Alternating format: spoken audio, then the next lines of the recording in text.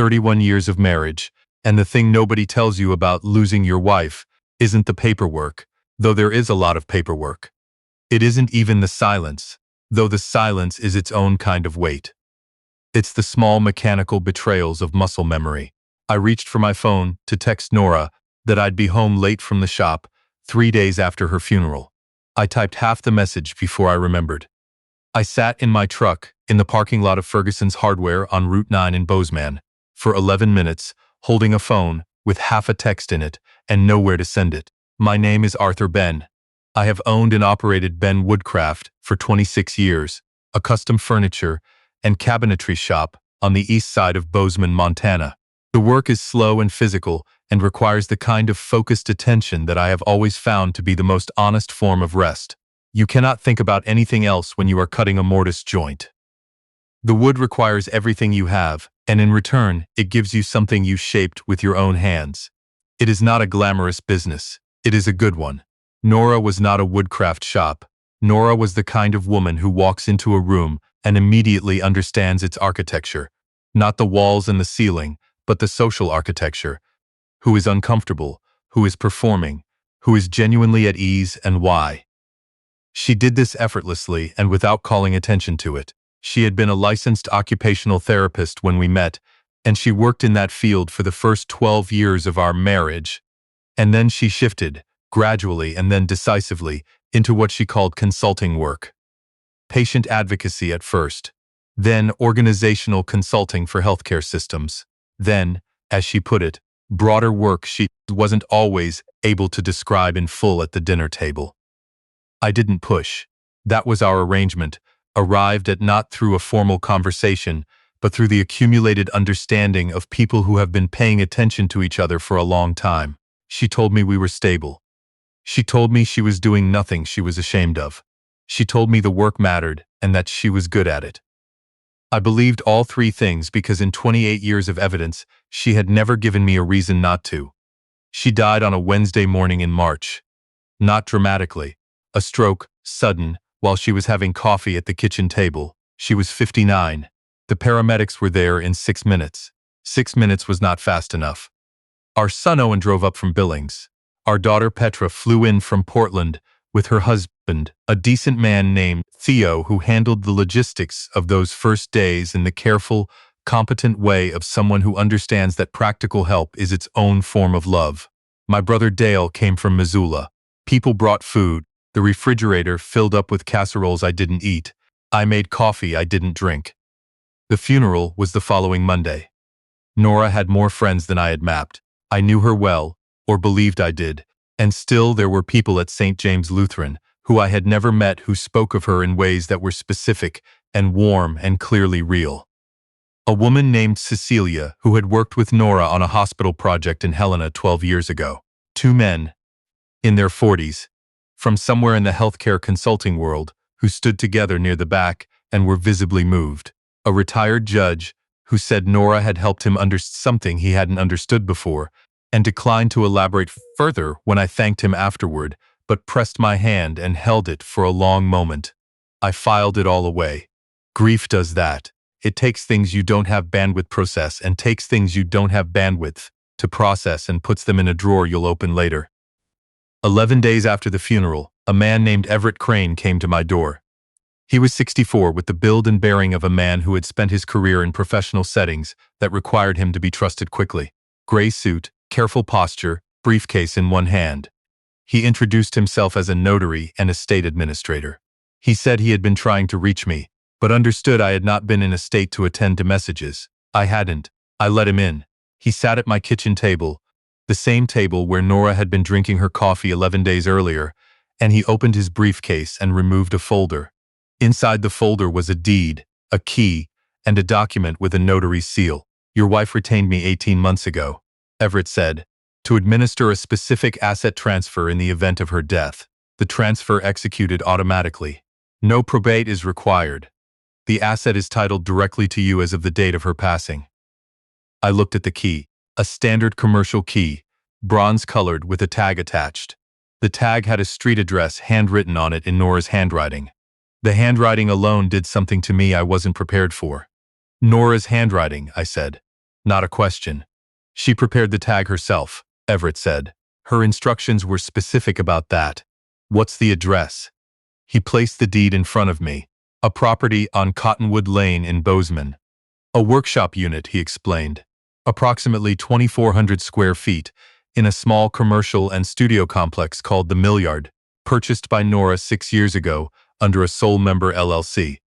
18 months ago, she had restructured the LLC and transferred ownership to me with instructions for this delivery. I looked at the deed. I looked at the key with Nora's handwriting on the tag. I looked at my name, Arthur Benn, printed in the clean type of an official document. As the owner of a workshop, I had never once heard Nora mention. She never told me about this, I said. Everett's expression was professional and careful. I'm not in a position to speak to what Mrs. Benn chose to share or not share. I can tell you she was deliberate and thorough in the documentation. She made sure this would get to you. He left 20 minutes later. I sat at the kitchen table with the key and the deed, and my cold coffee and Nora's handwriting on a tag attached to a key to a building I didn't know I owned. Nora, what did you build? I called my daughter Petra that evening. She was still in Portland, but had extended her leave to check in on me remotely. I told her about Everett Crane. I told her about the deed and the key and the address on Cottonwood Lane. There was a long pause. A workshop, Petra said. That's what the deed says. On Cottonwood Lane, in Bozeman. Yes. Another pause. Dad, have you looked up the address? I hadn't. I wrote things down in notebooks. I did not Google things reflexively. It was a generational failing Petra had accepted about me years ago. It's in the Millyard, she said. I could hear her typing. That's a renovated mill complex off South 3rd. Artists, craftspeople, small studios. There's a ceramic studio, a textile place, a recording studio. A pause. It's a good building. I looked at the key on the kitchen table. She bought a space in a craftsman complex and didn't tell me, apparently. Petra's voice was careful. Are you going to go see it? I don't know yet, Dad, I know. She wanted you to have it, Petra said. She did all of this so it would get to you. Whatever is in there, she thought about it. I picked up the key. Set it down. I'll call Jim Aldrich first. Jim Aldrich was my attorney. Had been for 19 years. A general practice lawyer in downtown Bozeman, who handled everything from the shop's incorporation paperwork to the house deed, to the simple wills Nora and I had drawn up years ago. Direct, unhurried, the kind of man who did not create urgency where there wasn't any. I called him the next morning. He asked me to scan and email everything, and I did, and he called me back 2 hours later. The transfer is clean, Jim said. LLC was properly formed. Filing history is clean, taxes are current, no liens, no encumbrances. She did this right, Arthur. Someone put real care into the structure. What does the LLC list as its purpose? Consulting and design services. A pause. Arthur, the registered agent is someone Sylvia Wakefield. I don't recognize the name, do you? I did not. 26 years of shared life in the same city and the name meant nothing. I want to see the property before I do anything, I said. Of course. But call me before you make any decisions about the asset itself. Any decisions. You know something, I said. I know the filing history goes back 6 years, and the LLC has been paying its own bills on time every quarter. Maintenance fees, utilities, property tax. Whatever the space is, it wasn't idle. Someone was using it. He paused again. Go see what she left you. The Millyard was a converted flour mill complex dating from the 1890s. It had been renovated in the early 2000s into a mixed-use, creative and small business hub, and it wore its history without apology. Exposed brick, timber beams, wide plank floors in the common areas, the faint smell of something industrial, softened by decades of different uses. A good building, like Petra had said. The kind of building that makes you feel, when you walk into it, that real work happens here. The complex manager was a woman named Brooke, early 40s, practical and warm, in the efficient way of someone who runs a building full of artists and tradespeople and has learned to navigate an enormous variety of human situations with equanimity. She met me in the lobby. She had been called by Everett Crane, apparently, because she addressed me by name and offered her condolences before I said anything. I'm very sorry about Nora, Brooke said. We all were. I stopped. She was here often? Brooke's expression shifted slightly. Careful. Regularly. She was a quiet presence. We respected her privacy. A pause. Her unit is 14B. Down the east corridor, second to last on the left. Do you want me to walk you down? I'll go on my own. The east corridor was wide and well lit, the floor's original wide plank pine, worn smooth. Other studio doors had names or small signs. Ember Ceramics, Cascade Textile Works, something that seemed to be a sound mastering studio. 14B had no sign, just a number, and a door that looked like all the others. I stood in front of it for a while, longer than was necessary. I was a 58-year-old man who built furniture for a living and had been married for 31 years, and I was standing in a corridor holding a key with my dead wife's handwriting on the tag. And I did not know what was on the other side of the door. She thought about it, Petra had said. She planned it out. I put the key in the lock. It turned cleanly. I pushed the door open. The space was larger than I'd expected, 2,400 square feet running deeper than the door suggested. North-facing skylights along the roofline, the kind that give a consistent, indirect light without the harshness of direct sun. A long wooden work table down the center. Storage shelving along two walls, neatly organized. A drafting table in the far corner with a monitor and a professional-grade scanner. A rack of sample materials, fabric, swatches, and finish samples and paint chips organized by color family. A small sitting area near the window. 2 chairs, a low table, the kind of setup you arrange for meetings with other people, not for working alone. I registered all of this in the first few seconds, the way you take in a space you've never been in before, because in the next second, I registered that there was someone else in it. Sitting at the drafting table in the far corner, with a pair of reading glasses on and a portfolio open in front of her, was a woman I had never seen before. 60 or so, with close-cropped white hair and the precise, considered bearing of someone accustomed to professional settings. She had clearly heard the door open and had turned to look. She did not look surprised. She looked like a person who has been waiting for something uncertain to occur, and it has now occurred, and she is going to handle it correctly. She stood up slowly, deliberately. "Mr. Benn," she said, "I'm Sylvia Wakefield." The name from the LLC filing, the registered agent, the name I hadn't recognized. I kept my voice level. "How did you get in?" "Nora gave me a key 6 years ago. I've been coming here since the beginning. I came to collect some project materials before the unit transferred, and I wasn't certain when you'd." She stopped. "I should have called. I apologize. Genuinely. Who are you?" She held the portfolio in front of her, both hands, the posture of a person who is prepared for this conversation and intends to have it with full honesty. "I was Nora's professional partner. For the last 9 years, the consulting work, the LLC, the client projects, I was her collaborator on most of them." She looked at me steadily. "Your wife was one of the most gifted systems thinkers I have ever worked with. What she could do with a broken organizational structure, identify where it was actually fractured versus where everyone assumed the break was, that's a rare skill. It's worth a great deal to the people who need it." I looked at the room again. The sample rack, the drafting table, the chairs arranged for other people. "She used this for client meetings," I said. "Yes. Neutral ground. Not the client's facilities. Not your home. A space she controlled entirely, where the work could be what it needed to be without complication. And you worked here too." "My own studio is on the west corridor. But yes, many of our joint projects were run out of this space. The materials here are largely hers." She paused. "Mr. Benn, I understand that you're processing something significant right now. Tell me what she did," I said. "The actual work." Sylvia sat back down at the drafting table. I sat in one of the meeting chairs near the window, which is where I realized the clients must have sat. "Healthcare system design," Sylvia said. "Not clinical, organizational. When a hospital network is failing along its management seams, when a care facility is hemorrhaging staff because the internal systems are broken in ways that administration can't see, when a merger of 2 healthcare organizations is producing chaos instead of efficiency. That's the work. Go in, assess without preconceptions, identify the structural failures, recommend redesign, sometimes help implement it." She paused. The clients were significant: regional health systems, a few national groups, 1 federal agency, indirectly. The engagements were not cheap because the problems were not cheap. Healthcare organizations lose millions when their internal design fails. They pay correspondingly to fix it. How long was she doing this, I asked. In this specific form, 9 years. Before that, she was building toward it.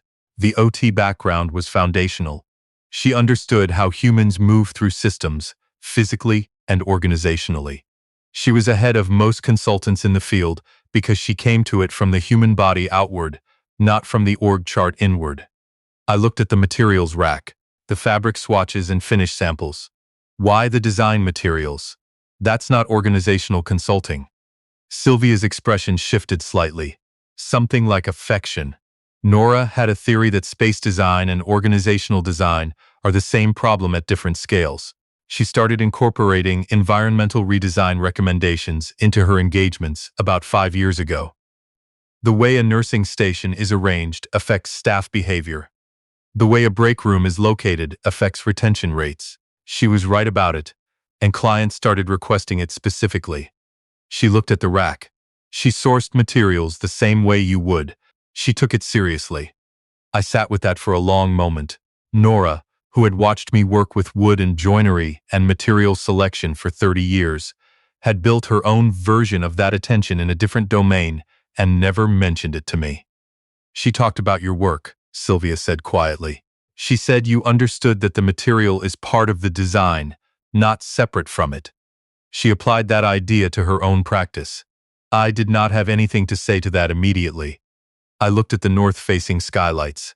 The same light consideration I used in my own shop, though I'd arrived at it from decades of furniture making and Nora had arrived at it from decades of watching me. Why didn't she tell me? I asked, not accusatory, genuinely. Sylvia was quiet for a moment. I asked her that once, not long ago actually. She said 2 things. She looked at me directly. She said the work required a contained environment to operate, that the confidentiality of the clients was absolute, and she had decided early on that the cleanest way to honor that was to maintain a complete professional boundary. No partial information, no dinner table processing. All or nothing, and all wasn't possible, so nothing. And the second thing? Sylvia paused. She said she needed to know she could do it on her own, that she was capable of building something of this scale without it being connected to you, to the house, to the life you'd made together. She said that wasn't a criticism of the life. It was something she needed to know about herself. She looked at the portfolio in her hands. I think she also knew you would have worried about the travel, the clients, the sensitivity of some of the work, and she didn't want you carrying that. I looked at the room, the long work table, the neat shelving, the chairs arranged for conversations Nora had been having for 9 years without telling me. What happens now? Sylvia asked. With the unit, I mean, I don't know yet. I stood up, walked to the long work table, ran my hand along the edge of it. Good maple butcher block, properly finished. I'm not making any decisions today, of course. I turned around. The portfolio. What's in it? Project documentation Nora wanted you to have. An overview of the LLC's current state. Contact information for the financial accounts, and a letter. She held it out. She gave this to me 14 months ago when she completed the asset transfer. She said, Sylvia stopped, started again. She said, if something happens to me and Arth comes to see the studio, give him this. He'll understand what to do with it. I took the portfolio. She said he'll understand. I didn't know yet what that meant. Hadn't opened the portfolio. Hadn't read the letter. Hadn't seen the account summary on the 3rd page. Didn't know yet about a man named Prescott Vane, who had been a funding partner in one of Nora's early projects, and who would be calling my cell phone in 3 days, with a smooth voice and a set of manufactured claims. Didn't know about the second attorney Nora had quietly arranged. Didn't know what decision Petra was going to force me to make before the month was out. I stood in Nora's studio with Nora's portfolio in my hands and the Bozeman afternoon light coming through the north skylights in exactly the way good light should, and I felt something I had not expected to feel in that room. Not anger, not betrayal. Something closer to recognition. I had spent 30 years building things out of wood. Nora had spent 9 years building something out of the same attention applied to a different material. I was standing in the evidence of it, and the evidence was very, very good. Welcome back to Dad's Calm Revenge. Get settled in. The best stories have more than one layer, and this one's got several. Drop a comment and make sure you're subscribed. We are just getting started. Sylvia left at a little past 2 in the afternoon. She shook my hand and gave me her card, and said she was available for any questions, and meant it in the way of a person who actually is. I stayed in the studio for another hour by myself. I sat in one of the meeting chairs and I looked at the room. I looked at it the way I look at a piece of furniture someone has brought me to restore, with the full attention you give something when you want to understand how it was made. The organization of the shelving told me she had worked here recently and regularly. The chair opposite mine, the other meeting chair, had a small scuff on the left front leg that you only get from someone sitting in it dozens of times. The work table had the faint rings and shallow surface marks of active use. This was not a space that had been set up as a gesture. This had been a working studio for 6 years. I opened the portfolio at 10 minutes to 3. The letter was on top. Nora's handwriting, the same careful cursive she'd used since before I knew her. The kind of handwriting that looks like it was made by a person who thought about what they were going to say before they wrote it. Arthur, if you're reading this, then something happened, and I wasn't there to explain it the way I should have. I'm sorry for that. I'm sorry for the specific version of it you're experiencing right now, which I can picture clearly because I know you. Let me try to explain what I couldn't while I was alive. The work was real. Everything Sylvia has told you or will tell you is accurate. I want to start with that because I know your mind, and I know the first question it asks is whether the thing in front of you is what it appears to be. It is. I kept the professional life separate for 2 reasons, and I owe you both of them. The first is the clients. The work I did required absolute confidentiality, not relative confidentiality, not mostly private, absolute. The organizations I worked with were in genuine crisis, and the people inside them were making decisions that affected thousands of employees and patients and families. The information I carried was sensitive in a way that required me to make a clear, clean boundary. I made it. I don't apologize for it. The second reason is mine, and it's harder to say. I needed to know I could build something of this scale on my own. Not because what we built together wasn't enough. It was. It is. It's the best thing I've ever been part of. But I needed to know that I was capable of this, specifically, independent of you, independent of our life. You have always been so good at what you do. You built something real and lasting with your hands. I needed to know I could do the same thing with mine, in my own domain. And I needed that knowledge to be mine first, before it was anyone else's. I know that might be hard to hear. I know it might feel like a kind of withholding. I think it was. I also think it was necessary for me to be fully who I was. What I want you to know, and I mean this in the most complete and deliberate way I can say it, none of it was about you. Not 1 hour of it. You are the most honest man I have ever known, and the most present.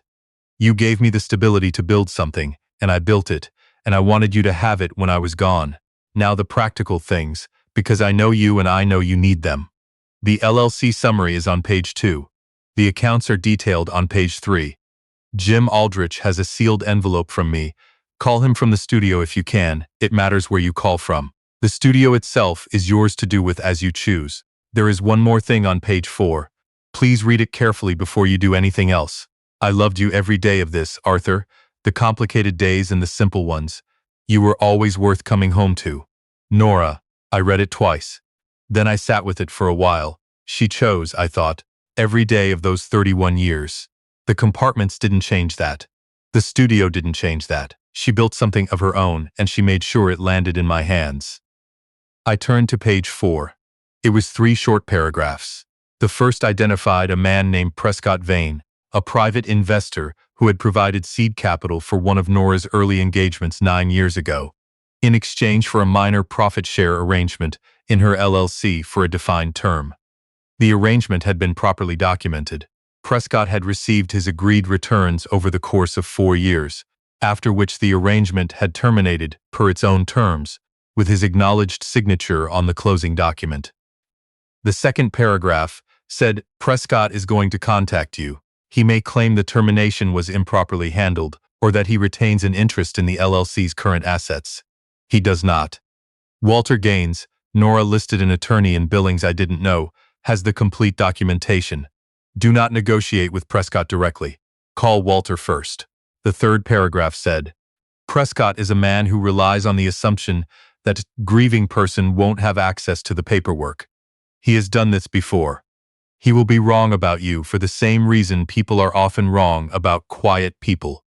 He will assume that being careful is the same as being uncertain. It isn't. You have always known exactly what you were doing. Trust that. I set the page down. She left me a map again. Of course she did. I called Jim Aldrich from the studio at 3:40 in the afternoon, still sitting in the meeting chair. I'm at the studio, I said when he answered. A pause. You read the letter? All of it, including page 4. She left me a sealed envelope 6 months ago, Jim said. She told me not to open it until you called me from the studio. She said specifically from the studio. Why there specifically?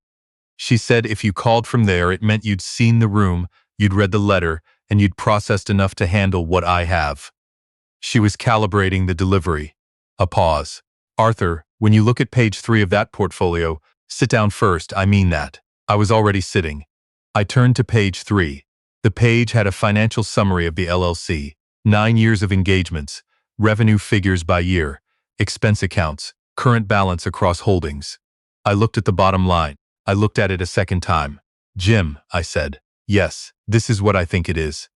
LLC Holdings, separately held investment accounts she established 5 years ago, and the appraised value of the studio property itself. He paused. Yes, that's what it is. I looked at the north skylights. The afternoon light had moved since I arrived. It was lower now, coming in at an angle that caught the dust motes in the air above the work table, the fine particular dust of a space where materials have been handled. She had described herself, in our early years together, as someone who was good at her work but not exceptional. She had said it without self-pity.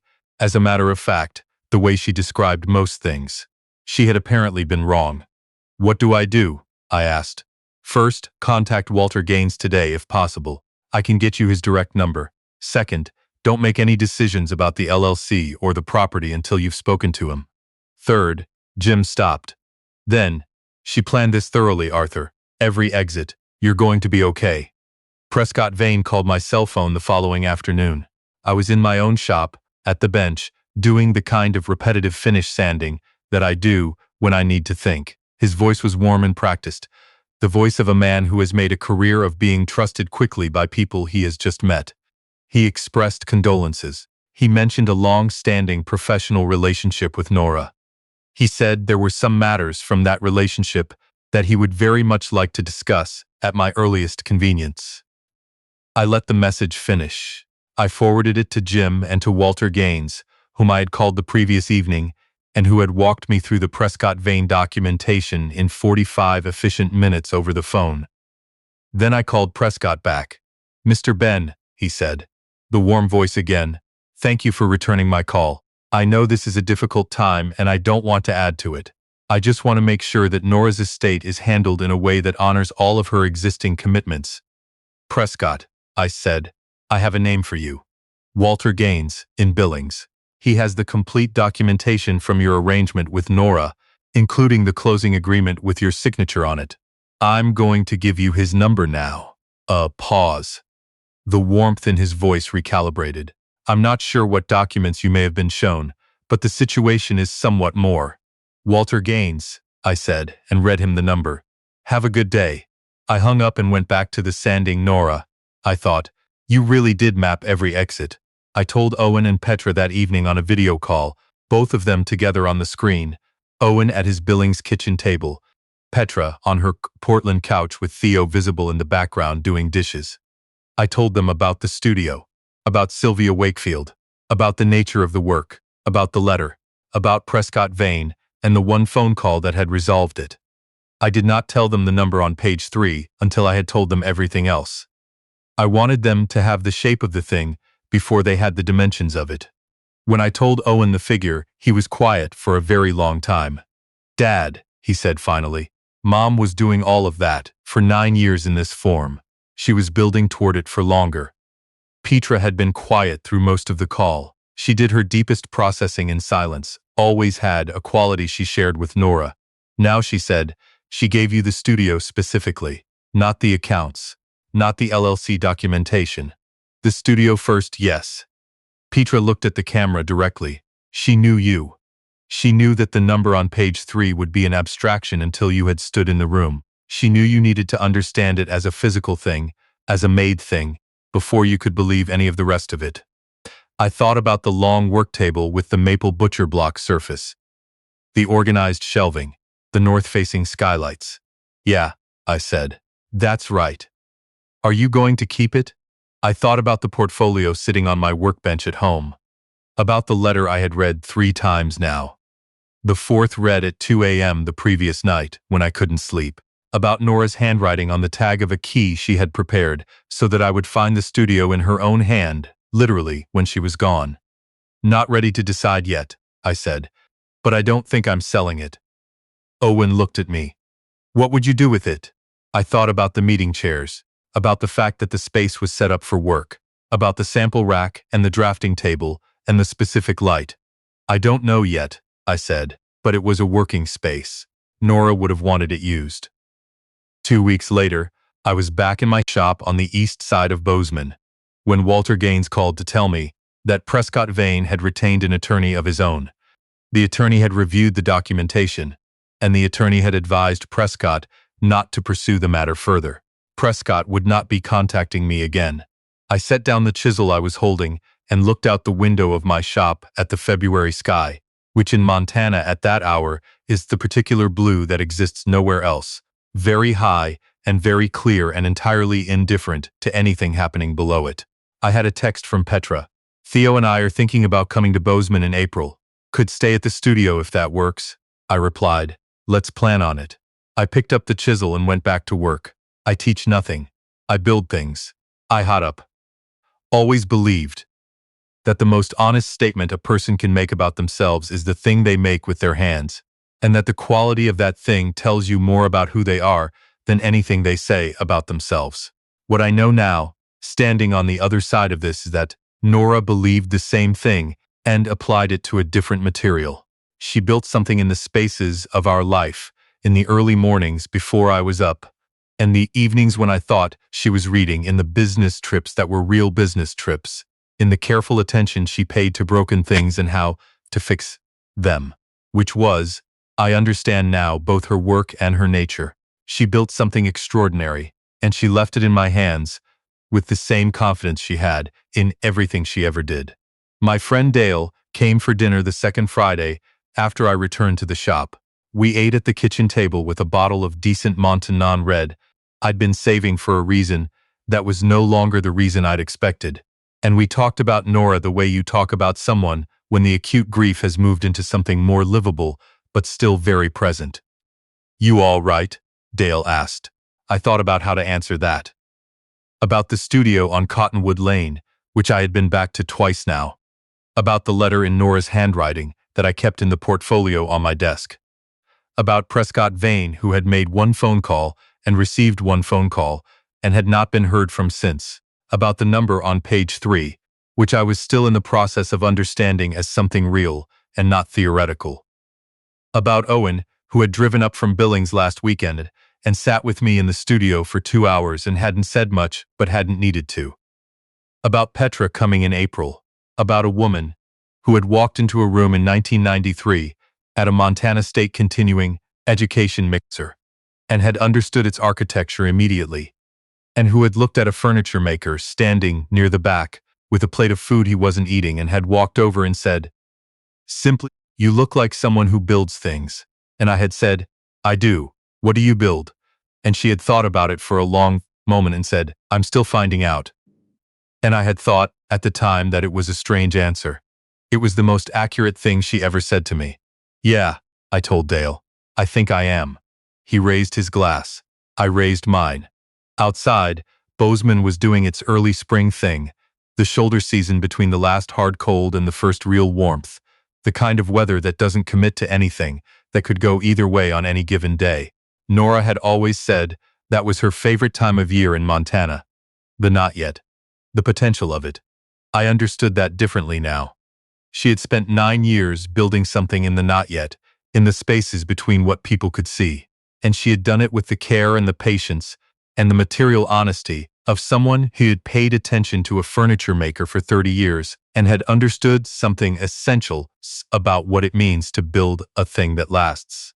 She was right about me. She was right about most things. I kept the studio.